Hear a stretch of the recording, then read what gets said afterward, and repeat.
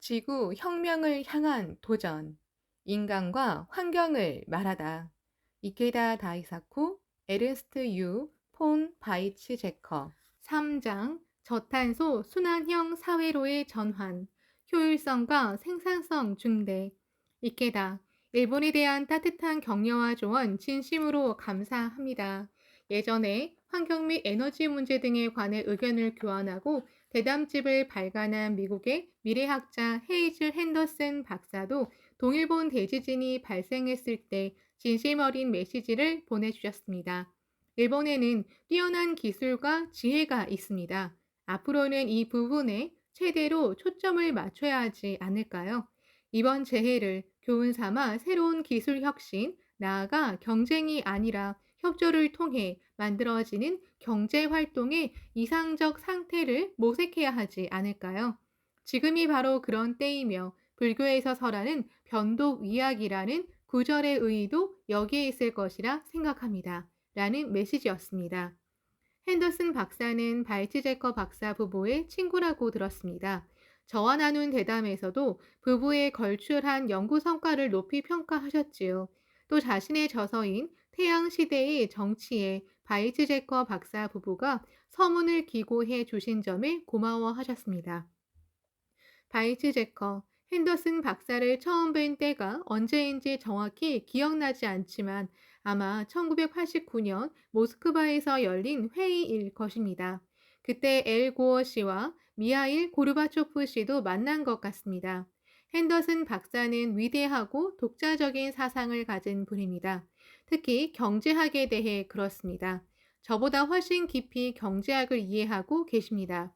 기관 투자자를 위한 윤리적 펀드 분야에서 초기부터 적극적으로 활동하셨지요.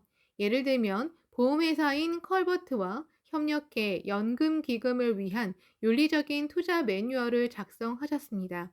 1990년대 초의 일이니까 매우 이른 시기지요. 게다가 박사는 글로벌 카지노라는 용어를 고안해 글로벌 카지노를 제어하기 위한 규제라는 기사도 쓰셨습니다. 이게다 저도 잘 알고 있습니다. 핸더슨 박사는 현실 사회를 좋게 만들기는커녕 오히려 빈부격차를 확대하고 환경을 오염시킨 경제의 현재 모습을 재검토해 지속 가능한 발전을 지향하는 수밖에 없다고 날카롭게 호소하셨습니다.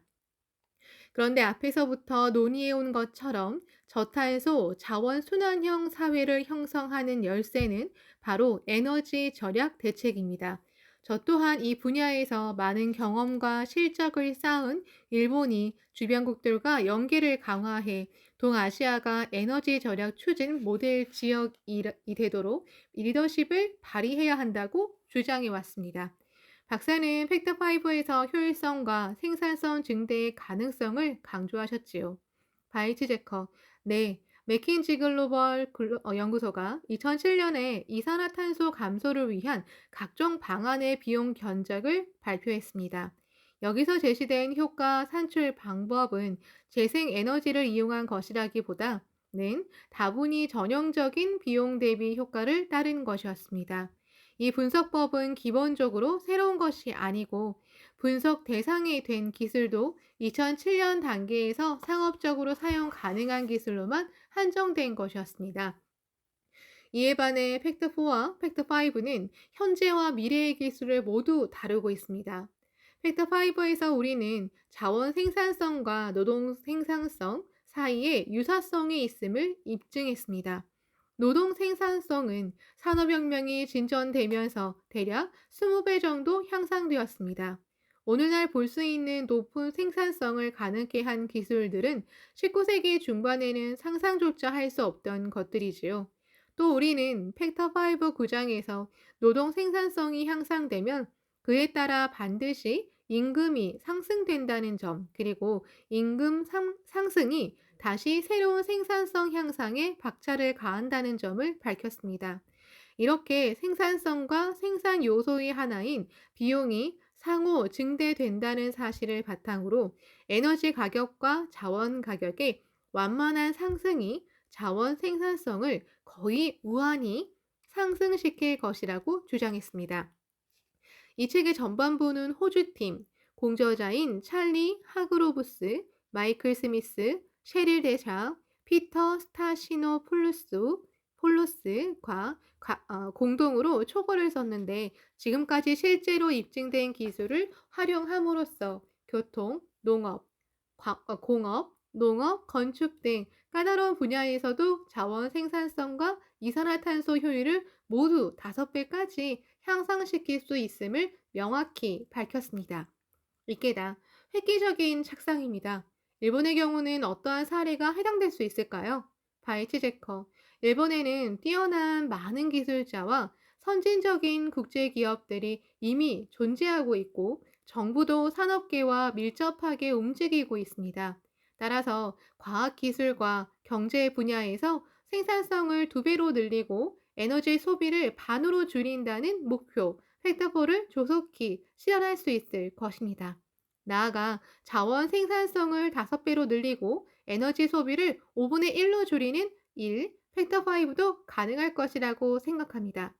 기존의 백열 전구를 대체할 LED 발광 다이오드를 예로 들면 이 분야에서 일본은 세계를 선도하고 있습니다. LED 소비 전력은 지금까지의 약 10분의 1로 이것만으로도 에너지 사용이 극적으로 절약됩니다. 시멘트 제조 분야에서도 석회석을 이용한 포틀랜드 시멘트가 아니라 예를 들어 제철 과정에서 생기는 고로 슬래그나 석탄 화력 발전에서 나오는 플라이 애쉬를 이용하면 70에서 80%의 에너지를 절약할 수 있지요. 이 밖에도 많은 예를 들 수 있지만 자세한 내용은 팩터 5에서 언급한 것과 같습니다. 그 밖에도 정책적으로 에너지 가격을 서서히 올리면서 에너지 효율이 이익으로 이어지도록 유도할 수 있다고 생각합니다. 다시 말하면 에너지 가격이 너무 낮기 때문에 효율화가 실제로 추진되지 않고 있다는 점이 세계적인 문제입니다. 일본은 재생에너지 분야에서 독일이나 덴마크에 비해 다소 입지 조건이 불리하기 때문에 석탄 화력이나 원자력에서 재생에너지로 방향을 전환하는 것이 간단하지 않습니다. 재생에너지로 이행하는 일이 어렵다면 에너지 효율을 극대화하는 방향이 더 중요해집니다.